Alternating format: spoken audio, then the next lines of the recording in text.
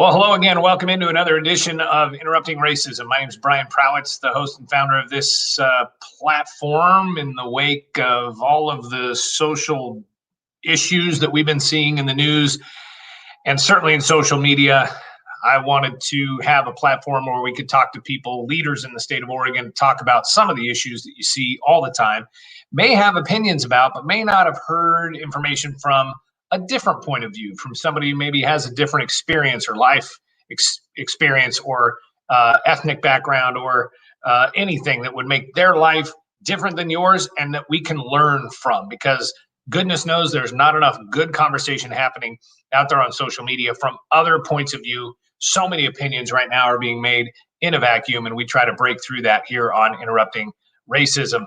This is not officially an ALF Oregon project, but ALF Oregon really impacted me greatly. ALF is American Leadership Forum of Oregon, and we want to direct you to ALF for more information on what ALF is, how a fella like me could wind up in a classroom for a year with 19 other people that have very different experiences than I do, and the impact that can have on a person's life. It is a spectacular program. It's one that I recommend to my friends, and I'd love it if you would learn more about alforegon.org and check them out online. And before we get into our interview today, we also have a website for supporting this program, and it's called speakupwithus.com. And at that site, we sell T-shirts with phrases like the one you see in the top right corner, Interrupt Racism, and a few other little anecdotes that I picked up along the way from friends of mine who are people of color who have just had a major impact on my life. These shirts could potentially spark conversations, hopefully friendly ones, without you even having to say a single word, with the goal of us interrupting racism, because I think interruption's just about the most rude thing a person can do to another one. So we want to interrupt racism and make this place a better place for everyone, for all people, for all. We're going to welcome to the program today Seahdom Edmo. She is the executive director of MRG Foundation. And every single time I say your name out loud, Seahdom, I always think, is it Seahdom or Seahdom? So that's my first question. It's Seahdom. Seahdom, thank you. I just don't want to say it wrong. I called my wife the wrong name our entire first date, okay? And so I don't want to go through the whole entire time saying your name wrong. We've had several conversations, and so you would think that I would have probably figured that out by now. But your name is very unique. I want to talk to you, first of all, when you introduce yourself, you mention your background, your tribal heritage in your name. So first of all, how do you introduce yourself? Tell us a little bit about your background. Sure. Well, again, my name is Seahdom Edmo. I'm Shoshone-Bannock Nez Perce Yakima, but I think more accurately, my people are from a village called Celilo, about 90 miles east of where I currently live in Gresham, Oregon. I use she, her pronouns, and I work at MRG. Okay. And Celilo is famous because that's where massive waterfalls were, where there are pictures occasionally when you look around, if you study it, you can see that there were great falls right there that got basically flooded and wiped out by the invention and addition of dams on the Columbia River, which had a massive impact and still does today on culture and heritage and everything, right? Yeah, for sure. So the flooding of the village happened on December 10th, 1957. My dad was 11 years old, lived at the village with his family. And yeah, I think it impacted all of us in ways that,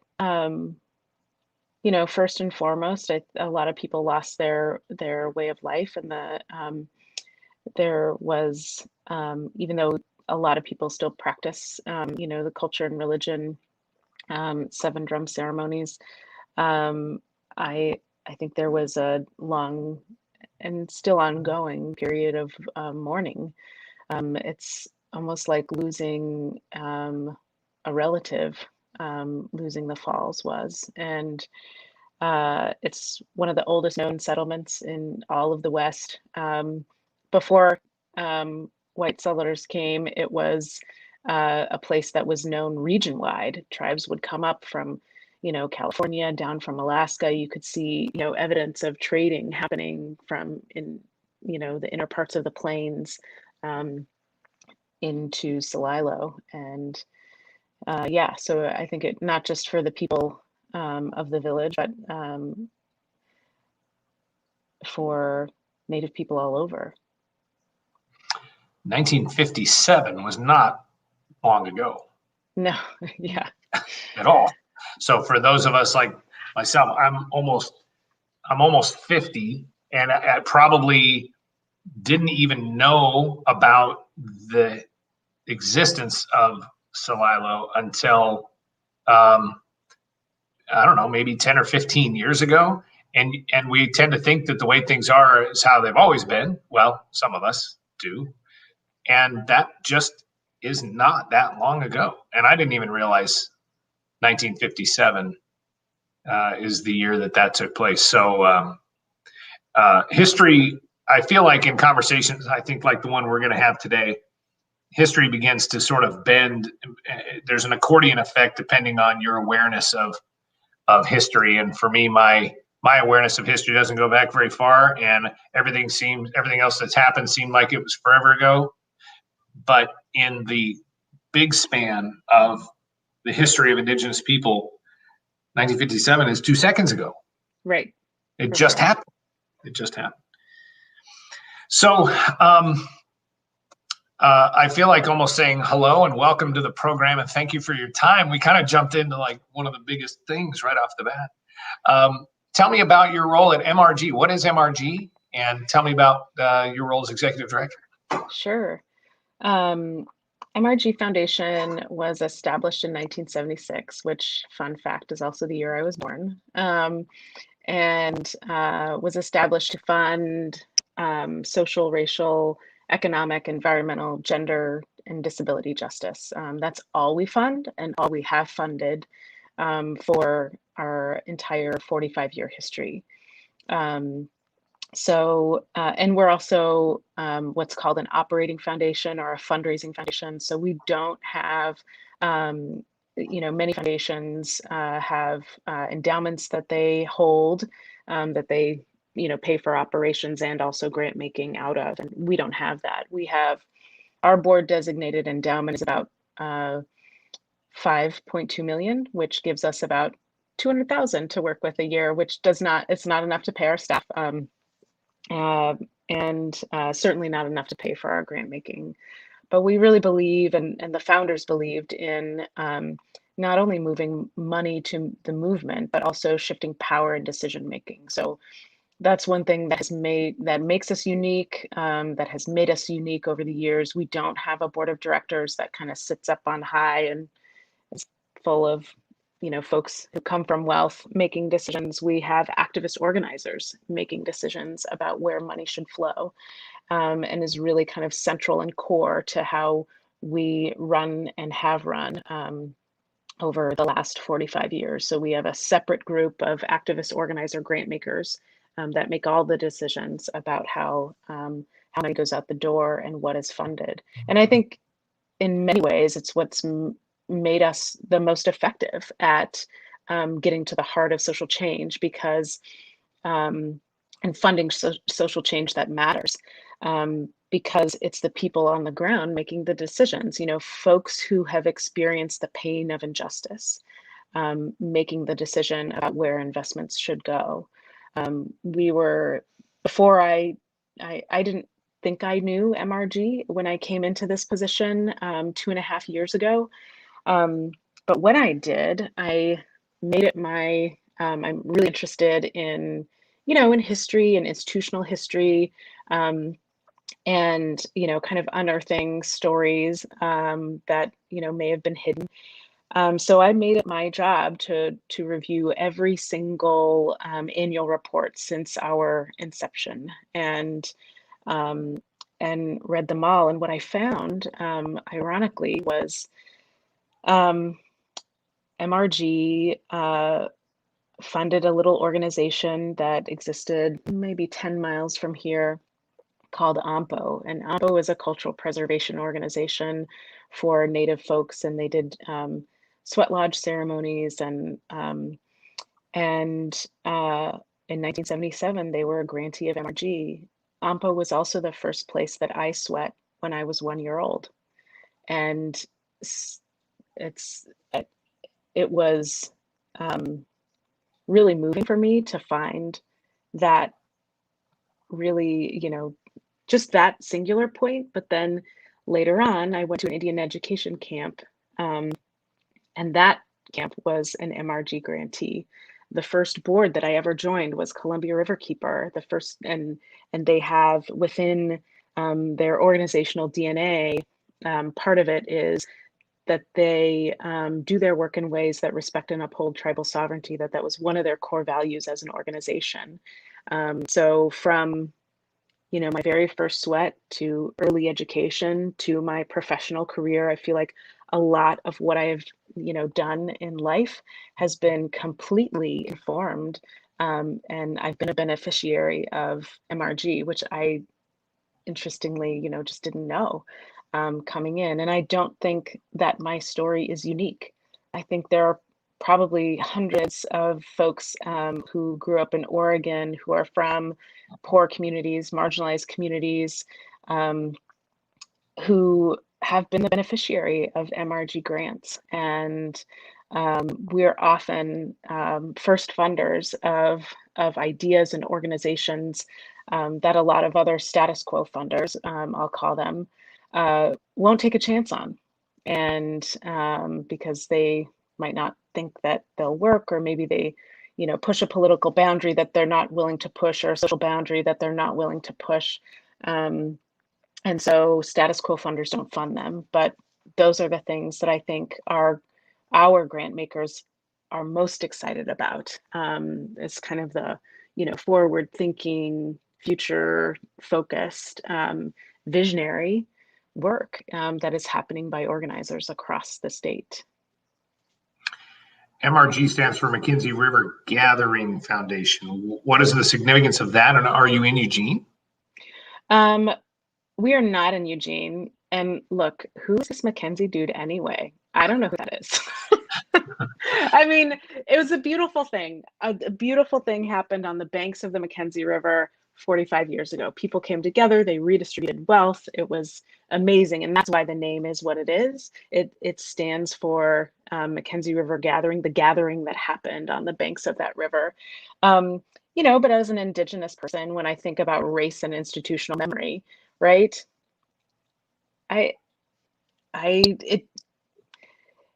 It is a name that right now, and I think in this last year, a lot of us have been unpacking, ideas that connect race and institutional memory. Like and public memory, right? How do we memorialize? And I think you were just talking about, like, how do we memorialize history? What do we memorialize in history, and whose history do we teach? And do we learn in public schools, in kind of everywhere that we, kind of gather in information. And so I think over the last year or so, we also at MRG have been wrestling with it, because, you kind of go down this rabbit hole of MRG. Okay, so it's not clear what that stands for. It's super not clear what our mission is by just the name. And so then I have to tell you about a whole origin story of what happened. So, it's a thing that we inherit and wrestle with, reckon with, as we move through life in different kinds of institutions. So many people that I know, as we have this kind of conversation, so whether a elementary school in town has a name on it, or a street, or an organization has a name on it that is traced back to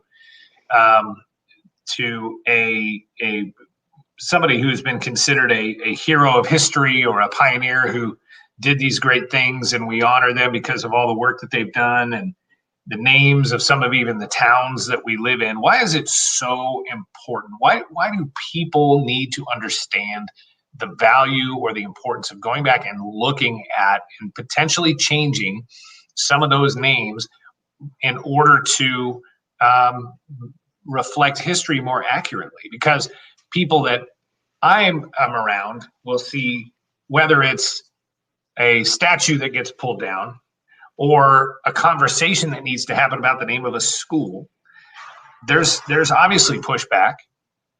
But why is it so important for us to take a look at those and start to look at those things in a more, shall we say, objective manner? Yeah. I mean, the narrative that we create by what we memorialize or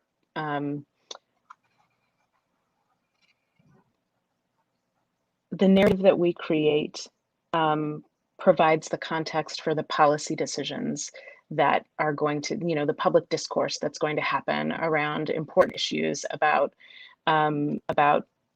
equity, about public investments. What do we do with our common wealth, whether that's at the city level, at the county level, or statewide? But the narrative that we create about history and whose history we teach. And, in particular, I mean, you're in Roseburg, right? Like I feel like I can't have a conversation with anybody in Roseburg without bringing up the mascot issue. Like, sure. I think all of that really lays the groundwork for, and let me, if I can, I'd love to share just a couple of quotes to kind of illustrate what I'm talking about. The first one is from Brian Clattisby, who's Swinomish. He's the former president of the National Congress of American Indians, which is the nation's largest and most representative organization that's multi-tribal across the United States. And he said this about mascots. We want our young people to live proudly as First Americans, while also embracing and being embraced by non-Native America. That's why the mockery of Native celebrations and dress in the name of sportsmanship is not just offensive, but insidious, because it asks us to accept the denigration of our heritage. It erodes our children's sense of self, and that is simply unacceptable. Our children, our Native youth, brilliant, energized, focused, represent our brightest hopes. So that's one. And then another author who I follow, her name is Dr. Adrienne Keene. She works out of Brown University over on the East Coast. She's a Cherokee scholar, and she had this to say. How can we expect mainstream support for sovereignty, self-determination, nation building, tribally controlled education, healthcare, and jobs when 90% of Americans only view Native people as one-dimensional stereotypes situated in the historic past, or even worse, situated in their imaginations? I argue that we can't. So all of these things, our institutional histories, our cities, counties, state, however we talk about the history of our communities, whether that's affiliated with a high school or an elementary school, or a city name or streets or whatever, I think they call into a particular landscape, call into existence a particular landscape that includes every person, or every person from people from every different kind of background, or it intentionally excludes them or exploits them or erases them in ways that are absolutely, I would say, that are undemocratic, that are un-American even. I think absolutely it's about power ultimately, right? When you control the narrative and the story that we tell ourselves about who we might be. And I think that's what, Brian was getting at with his quote. I think when we use, there's all sorts of evidence Like, look, I mean, I got involved with the Indian mascot issue back in 2012. And as when I was vice president of the Oregon Indian Education Association. And it's a tough issue, but also, the story that many people don't know is that my husband at the time grew up in Washington, D.C. His dad was one of the first staffers for the Senate Select Committee on Indian Affairs, one of the first graduates of an Indian law program at UCLA, and he went to Washington, D.C. to advocate on behalf of tribes. So my husband grew up in Washington, D.C., and his favorite team was the Redskins. And so here I was, I don't have a dog in this fight. I didn't think I did, right? I didn't think I did at the time. I'm like, oh my gosh, people in their Indian mascots, like, I don't, it's so, it was equally infuriating and ridiculous that like so many non-Indian people cared about this issue so much. I'm like, really? Like everything, all the issues that we face in Indian country, they care about the one that impacts them the most. I mean, I just thought it was ridiculous. But then I saw how, and I'll be honest, it mostly rural communities, right? My dad grew up in the Dalles. His mascot was the Indians. They used to, he's actually literally, listed in their, oh my gosh, the little books. Oh my gosh. Like the registration or? No. They're not annual reports.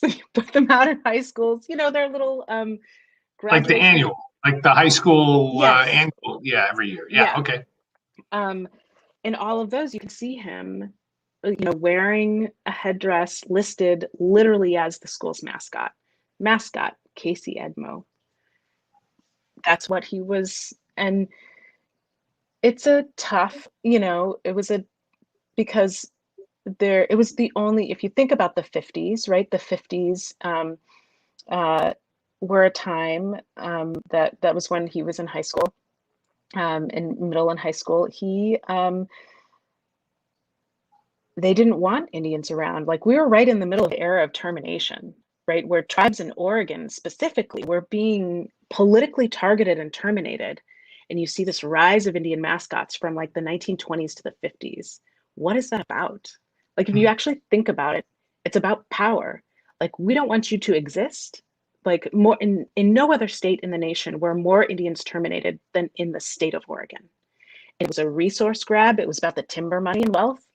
And it was about, privatizing a lot. So there was an economic driver for that, to have Klamath tribes lose their federal status, Cow Creek lose their federal status, Coos Sаюs Lelo or Umpqua lose their federal status, Siletz use their federal status, Grand Ronde lose their federal status, and all of the tribes and bands that were under them.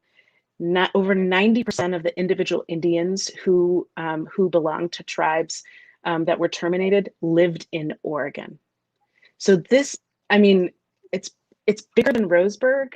It's bigger than us, absolutely. But the fact that it's still debated, I think, just speaks to the depth of, I think, how this state has not shown up for tribal people. I mean, it's evident in kind of the political landscape that we see today. We have 3,000 people in the middle of the state who ceded millions of acres to the United States and ultimately to the what would become Oregon, without water to drink for now going on 2 years. 2 years, the Confederated Tribes of Warm Springs has been without clean water to drink. If that were 3,000 people in Bend, people would be up in arms. That would have been fixed in a matter of weeks. But we've created this system, not only political system of like isolation, social isolation or assimilation, but we've also created like walls where we think, politically, like, sovereignty is super complicated. I get it. But we have to be able to empower communities to have the resources that they need to solve their own issues. And we have been starving resources, actually exploiting indigenous resources, so that like literally the tribe cannot pay for the $200 million. Why? Because they ceded all this great land that non-Indian people have created wealth, created empires over. And quite frankly, many of them have now created foundations. And it's a super complicated space, you know, as an Indigenous woman to work in when you see foundations that have been created off of essentially Indigenous resources. I did not know about what was happening on the Warm Springs Reservation. And if it wasn't for Alf, I never would have been there. We went the year before the hotel closed to Canita Resort, and an incredible landscape there. And the debate then was whether to allow people to have permits to recreate on the reservation there, because there was demand for people to bike and probably drive ATVs and some such. And the younger generation was like all for it, and the older generation was like, no, this is it. This is our chunk of land, and they've taken everything else. They got everything else, every place else they can recreate. To simplify the argument, I'm sure it's much deeper than that. Yeah.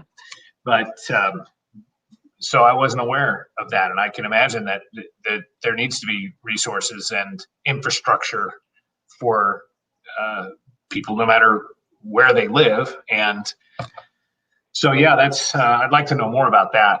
I think.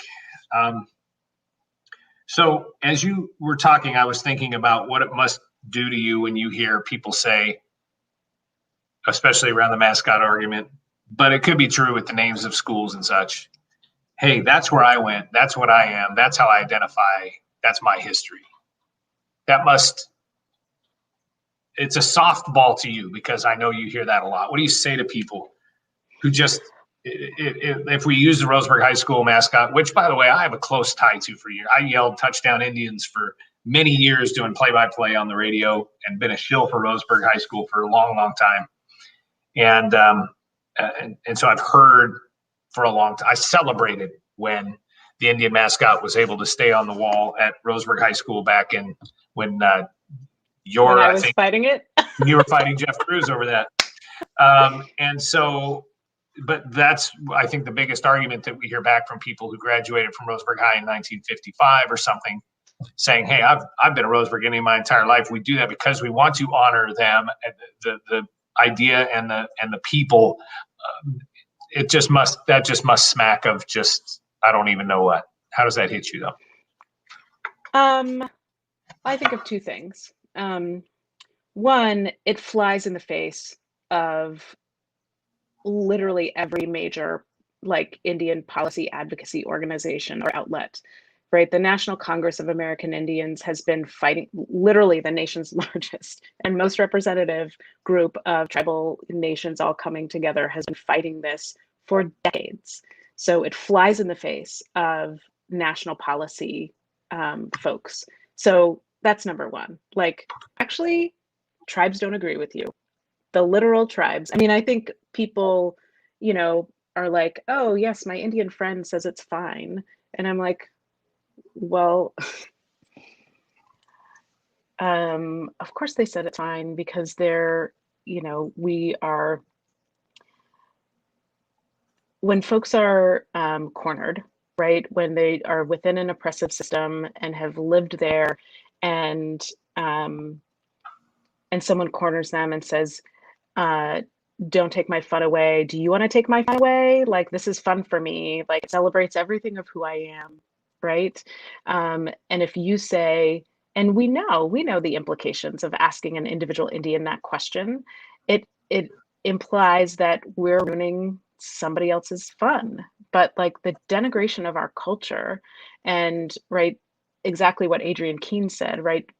What do we exist in only the imagination of non-Indian people? Like, that's what is happening, essentially. I mean, so that's one. I'm like, you're ignoring actually decades of policy and advocacy of tribal nations, nationwide, who have spoken out against this issue.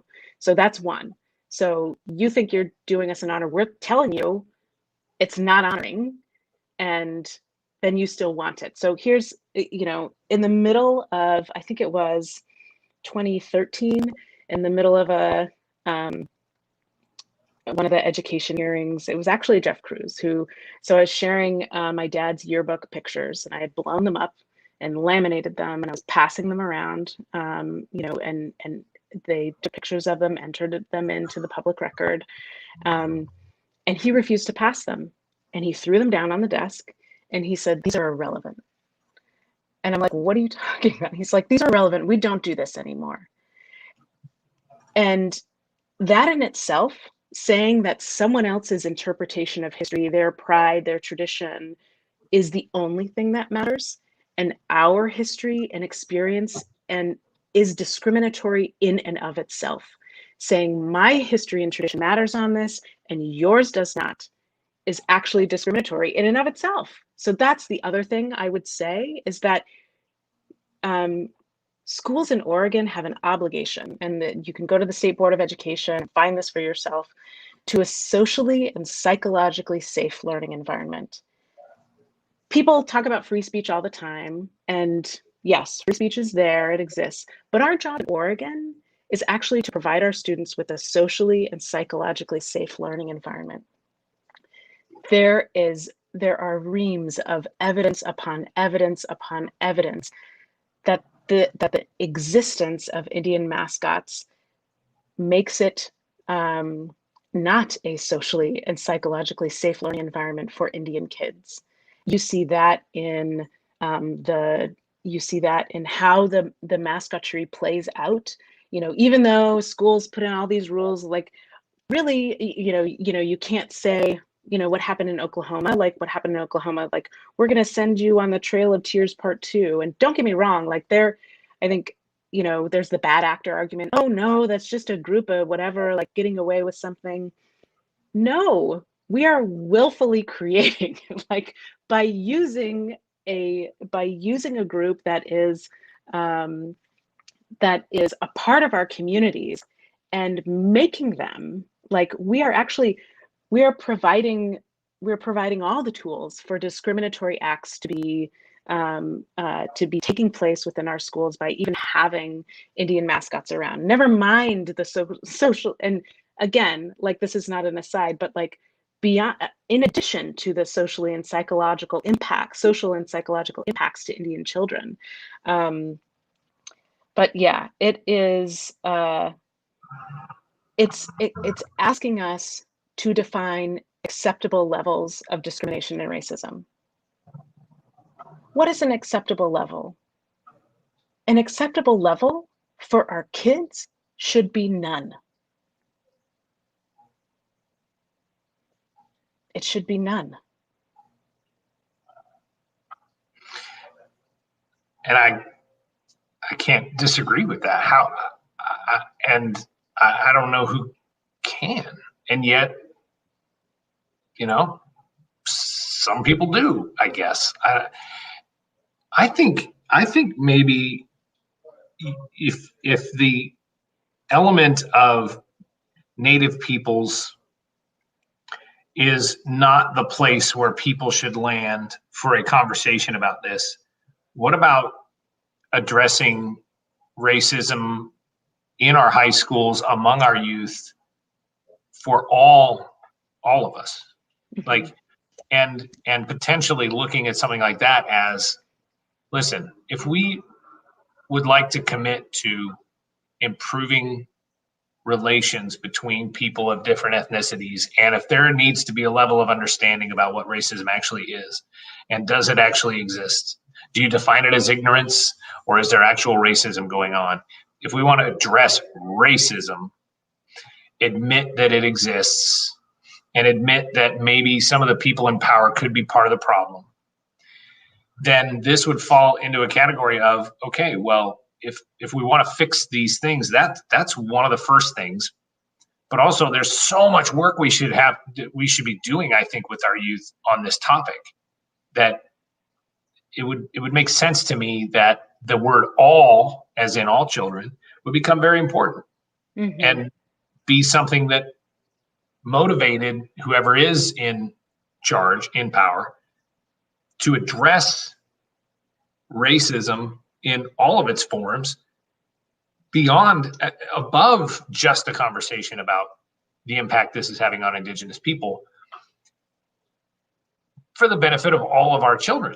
So I think there's a lot of levels where this could be addressed that in some ways could get this conversation away necessarily specifically from the mascot issue, though I think it still needs to be addressed. So yeah, I mean, there's a couple of ways that this could happen, or that the conversation can happen. And I'm not even saying, like, right now, you could take what I just said and decide that I'm calling out the Roseburg School District or something, or the school board. And I'm not. They know where I stand, by the way, on the Indian mascot situation. Because I communicate. You are. What I'm doing is, I would love to call out the school district and the school board just to address the racism that exists in the school and in just by nature, because I've heard stories from our Black and brown friends about what they experienced, and in some cases, not even, it could be white kids that are having some sort of an issue that could come back to some sort of racist thoughts. So there's a lot there, I think. Yeah, absolutely. And I know you are. And when you normalize, stereotyping a group or treating a group differently, kids are smart.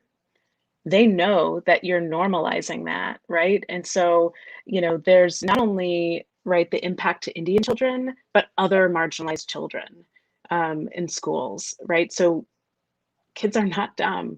They pick up, oh, it's okay to stereotype, and it's okay to make mockery of a particular group, or have acceptable levels of mockery or stereotyping, and then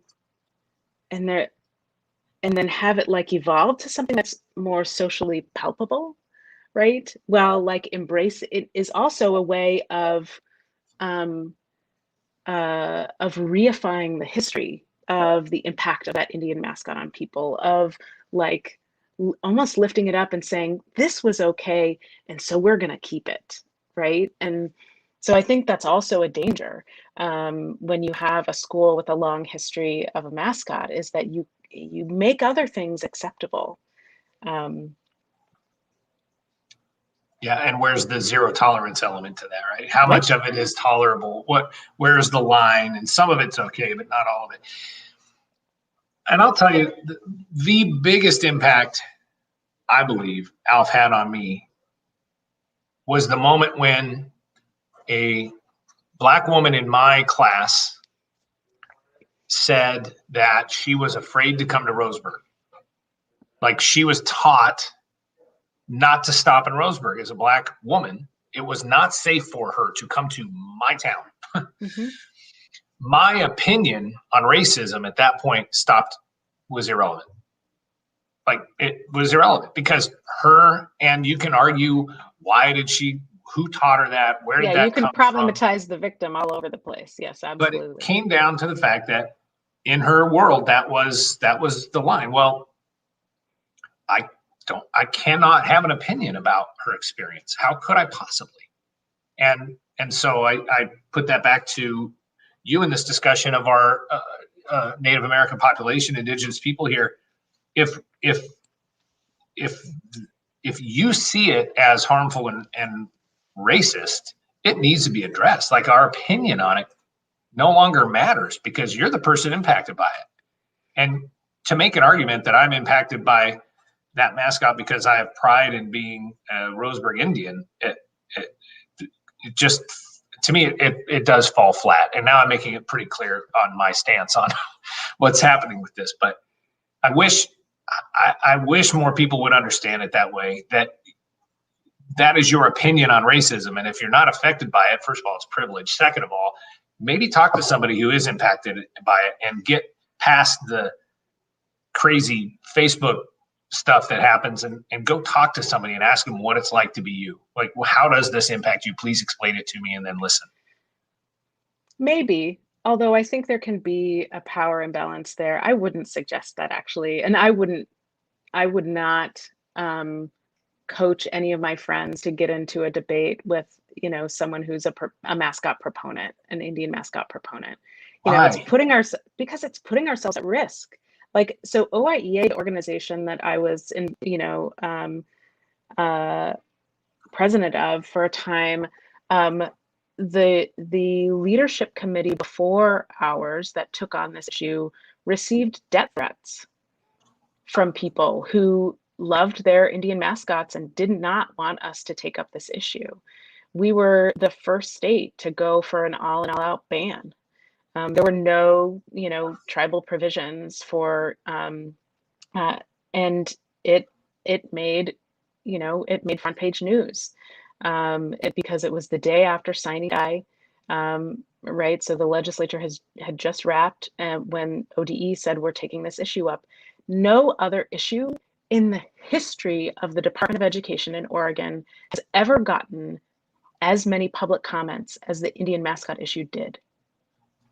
No other issue before or since. It was a record. And it just speaks to me at least, it was very, this whole narrative about honoring and, paying homage, like that all goes to the kind of, you had people talking about, we're almost dead and whatever. And I'm like, what is this even? Like, that's a part of it. Killing us is a part of the narrative. Like, like that is a part of the narrative that's like, oh, if we take away the Indian mascots, that's the last Indian thing we'll have. And I'm like, no, it's not. Listen, you can teach Indian history and sovereignty without intentionally creating, a discriminatory environment, basically. You don't need to create it to have a teachable moment.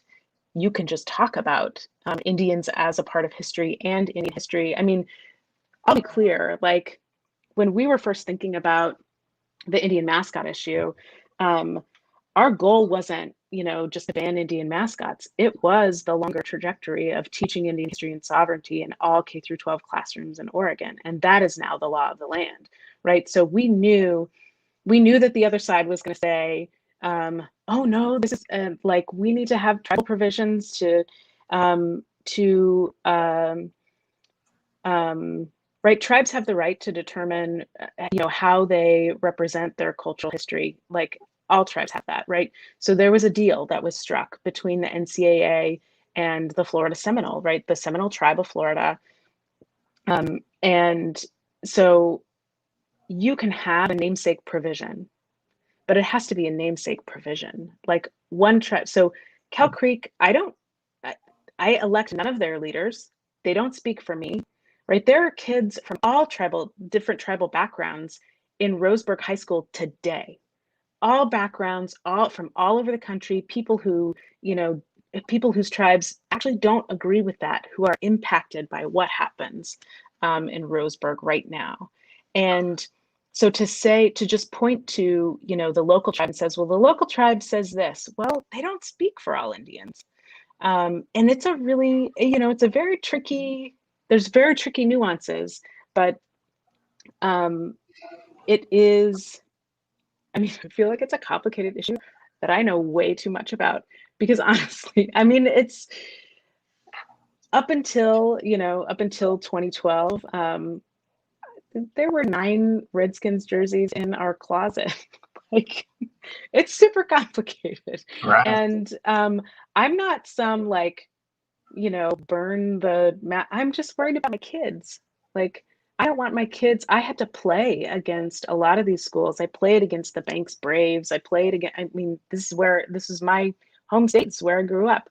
And so I played a lot of these schools, and it was rough being the only Indian kid sometimes on the, on the field, on the court, in sports, like watching my own culture, like, kids whose faces were painted. It was really crappy. And I can't even imagine how my dad felt. I can't even imagine. It's really important that I go back to that point of talking to somebody and asking them, what is it like? Please explain to me, what has your life experience been like? And whether it's this issue with a Native American person or a Black person, as you talk to them and say, what is it like to be African American in Roseburg, Oregon, for instance? Mm-hmm. And what you said is that's not helpful, or let's clarify that, because to me that's how you get to understanding.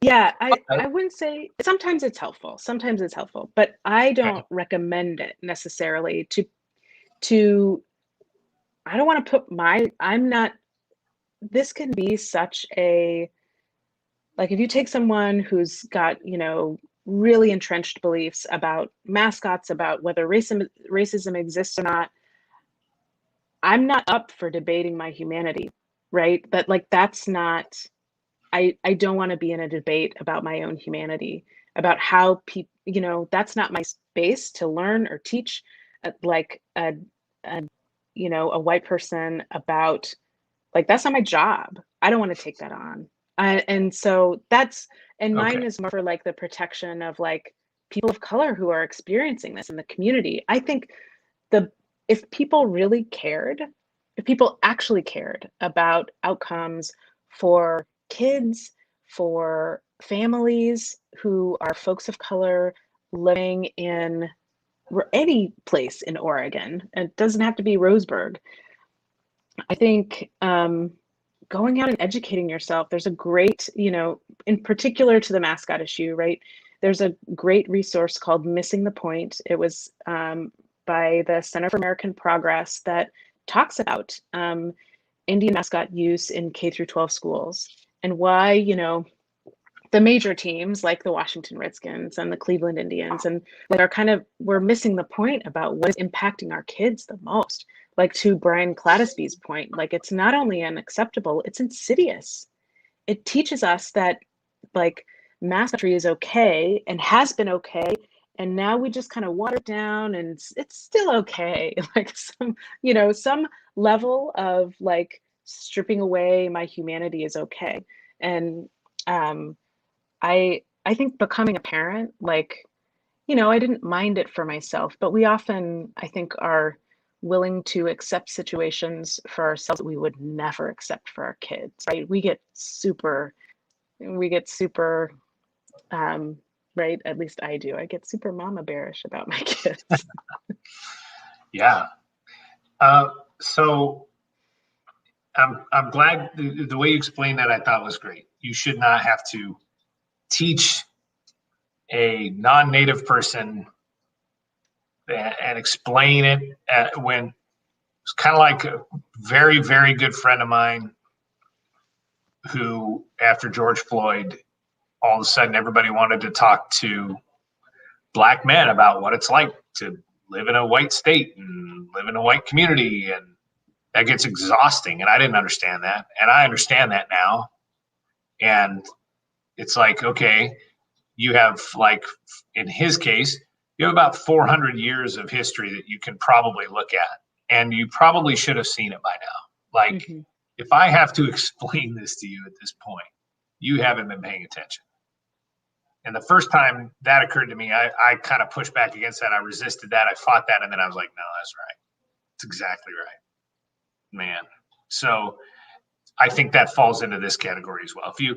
If you feel like there are plenty of places that you can educate yourself, you said this as well, that doesn't involve, I guess, putting a Native person in a position of having to explain their humanity to you. I'm very thankful for you saying that, because for a long time I've been saying in this program, go talk to somebody who doesn't look like you and ask them what it's like. And I think that can be healthy, I guess, if you have the right attitude and you have the right person. Maybe you have a friend and your intentions are clear, although intent doesn't always excuse impact. Right. So you're right. It's nuanced. It's very complicated. But my hope is a conversation like this, a program like this, will encourage people in my network to go learn more about what we just talked about right here and what some of the other conversations are that we've had. And I only hope that that's happened maybe once or twice since we started doing this, because I think that's so important. So that'd be great. When did so you? It feels like in your story there was a moment that something changed where you went maybe becoming an advocate for your people, for your history, became your driving force. Mm-hmm. When did that happen?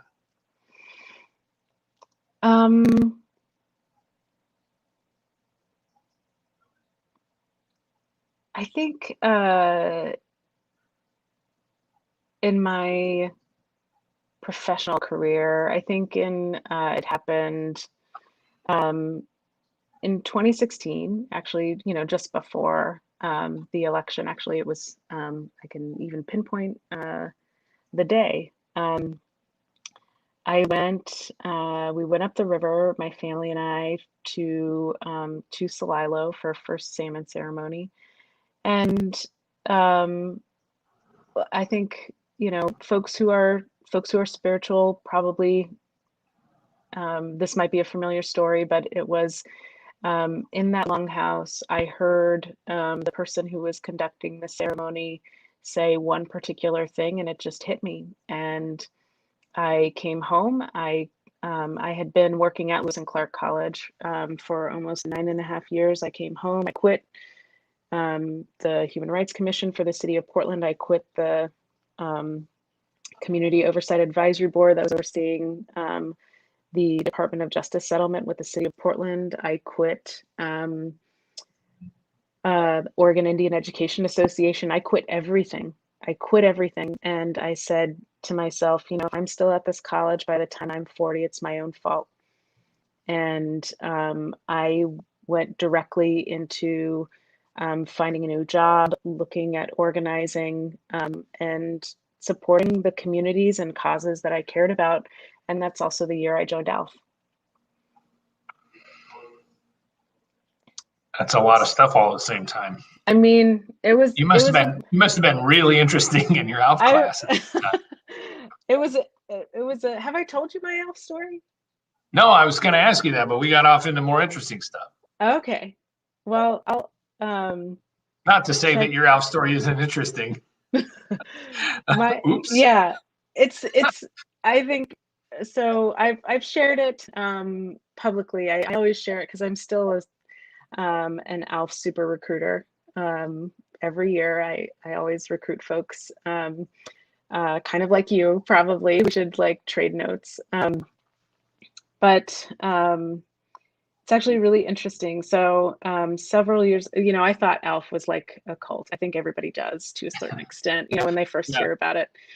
But I had two folks reach out asking for help on a project that some learning that they were doing around Indian history and sovereignty. And, I don't tend to say yes right away.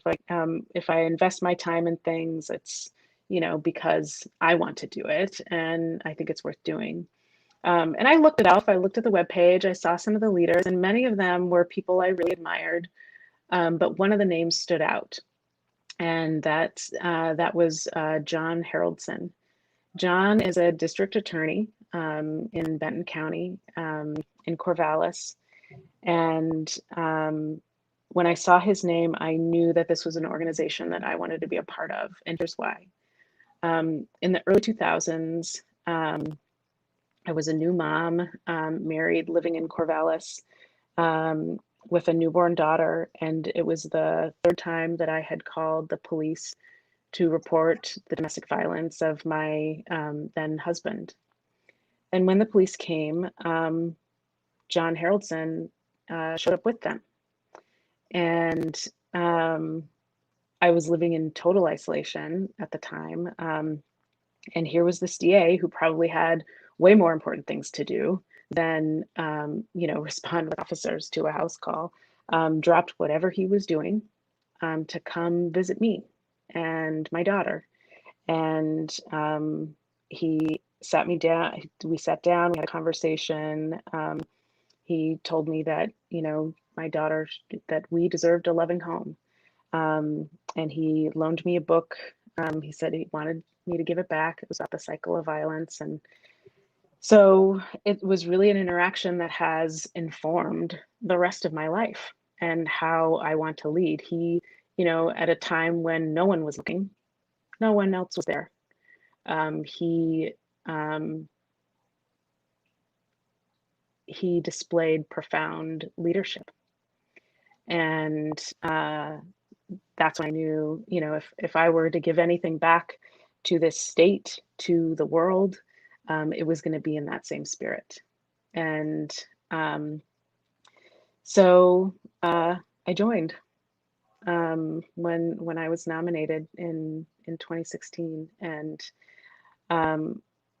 I don't believe in, this goes for the mascot issue and everything else, but like, I don't believe in tearing down people, and I believe in debating ideas and debating solutions and getting to better solutions. There are many people and issues that I am passionate about, but I also see beyond, kind of silos that we traditionally fall in, I think, of Democrat or Republican or rural and urban or whatever they are. And I see allies everywhere. And also in particular in Roseburg. Like I remember when Lone Rock Timber Company like had this deal with 4 of the 5 Western tribes who were terminated to purchase the Elliott Forest. And people on the progressive left raked them over the coals. And it was again an ALF Senior Fellow, Jake Gibbs, who from down there, who I was like, I love what you're doing. I want to come help.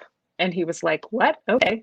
So I started writing op-eds. I started testifying in front of the land board. I'm like, no, this company, you don't get to come here, progressive environmentalists. And I love like environmentalists, like that's my home. I was an environmental science major, like my first jobs were in outdoor education. Like I love this stuff. And my first board was Columbia Riverkeeper. But environmentalists had it wrong. They had it completely wrong on that issue. And I was not afraid to, speak out and speak and talk about, here was a company trying to do business in ways that not only were good for, Cow Creek, but Kusai, Celilo, or Umpqua was going to handle the conservation easements. There was going to be no public access lost. And the progressive left were treating it as if it were like a Cato style, like privatization of land, which it wasn't at all. And, I think that's part of what I got from ALF, from being there, was like, this drive to want to support leaders, people, and really get to kind of, the heart of a lot of what divides us, or what we perceive divides us. Those are my favorite, right? I hadn't seen, just to go back, I hadn't seen John Haroldson in probably 15, 16 years, until a week after we had an ALF reunion. A week after that, he was at the Latino Network Gala because he was in Carmen Rubio's class, who was the director at Latino Network at the time. And of course, they were grantee of MRG, so I showed up and he was there. I had just shared the story I just shared with you on the reunion like stage in front of all of all of ALFdom to see. And there he was a week later. And I was like, oh my gosh, D.A. Haroldson, like you changed my life. I went into ALF. ALF changed my life. And I sent him that. I mean, he of course remembered who I am. I didn't know that he would, but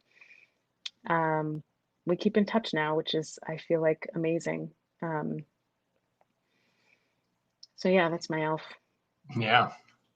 Yeah. And what class were you? 31. 30 wonderful. That's right. That's right. Every ALF class thinks that they were the best. 30 fire. I was class 34, 30 fire. So we were the best class. It's true. 30 wonderful. Close second, I'm sure. Well, we can debate that later. I just want to thank you for your time. I knew that we would talk about a couple of those issues, but I didn't know I would learn as much as I did. And I just appreciate how honest you've been and just, willing to share your stuff. It's been good. Thank you. Thanks for having me. It's been good. And also for basically correcting or gently doing so on one of my big theories that, going and talking to somebody and trying to understand them a little bit more. Good conversation is important. It's still a good thing, but there is some nuance there. You have to be aware of the way your questions potentially can impact somebody, even if your intent is good, which is another thing I've learned in my ALF time. So anyway, any last thoughts you want to leave us with? Anything that you want to say that we didn't touch on? We covered a lot of ground. Oh my gosh. So many things I want to say. I didn't even talk about work. I will say this. One of the teachings that I always fall back on is my uncle Larry Murillo is, he's super smart. He's got his PhD and blah, blah, blah. But the thing that he is always saying to younger folks is your words are your prayers. Your words are your prayers for the kind of world that you want to manifest into existence. And for folks, listeners out there, on their pathway, on their journey to learning about racism, institutional, structural racism that impacts people, your words are your prayers, whether they're on Facebook or, wherever they are in policy, in how we kind of build and rebuild our communities. So choose them carefully. I like that a lot. Usually when I go home, I tell my family the kinds of stuff I've done today, and we tell stories. That'll be one that I share with them. I think that's really powerful. I do. I'm going to sell ALF for another minute or two here, but I wanted to thank you once again for the time. I look forward to the next chance we have to talk. You have a friend in Roseburg. You can call me anytime, talk about whatever's going on, and I'll do the same when and that's the ALF network. That's how cool it is, because you can call somebody up that you could call a complete stranger up that's in the ALF network, and you'll immediately have a connection because you'll know some similar stuff as somebody else. It's pretty cool. So absolutely. I'm sure you have lots of important work to get to, so I will let you do that. And I want to thank you again for your time. Thank you. So Seahdom Edmo, the executive director of MRG Foundation. Yeah, we didn't really talk a whole lot more about it because we got into some of those other conversations, but there's the website, mrgfoundation.org, if you'd like to learn a little bit more or reach out to Seahdom. So this is usually something that gets a little bit tricky. We'll see if I can do this correctly and well. I wanted to do a little bit of a plug here for ALF and Seahdom. I'm going to put you back in the green room here real quick, but stand by because I do want to talk to you before you go. Anyway, coming up, ALF Oregon graduation's coming up on May 21st, so just a few days away, and the reunion gala, I guess that would be this weekend, wouldn't it? Also, some of the other programs, White Leaders for Racial Justice, Nonprofit Leaders Connection Hour, virtual check-in for ALF Oregon throughout the state June 1st. And yeah, we're introducing classes 37 and 38. And also this is nomination time as well. I'm trying to get back to it. There it is. If you'd like to know more about getting into ALF or being in one of the next classes, well, now the website's going to trick me. Please do so there at alforegon.org. My name is Brian Prowitz. I'm your host. I appreciate you being here. Thank you for all the comments that come in. You can watch live, or if you're one of the people that come in and watch afterwards, you can still send me an email through any of the platforms that you're watching. We're on Facebook, YouTube, and now Twitch. And we actually got our first greetings from somebody on Twitch who just basically checked in and then left, but that's cool. So we're just trying to get some more information and good conversations out there into the blogosphere, I hate that word, but into the ecosystem that is social media and conversations that need to happen. So once again, thank you to our guest today, Seahdom Edmo from MRG Foundation, and want to make a plug as well for speakupwithus.com. Go there and get a t-shirt. The revenue from that is in support of the Black United Fund of Oregon, and we're happy to support them as well. So again, thanks for your time. We appreciate you being here. Hope that you get the chance to go out and interrupt racism soon. And when you do, let us know about it. And we'll be back again with another program on interrupting racism. Hope you have a good day.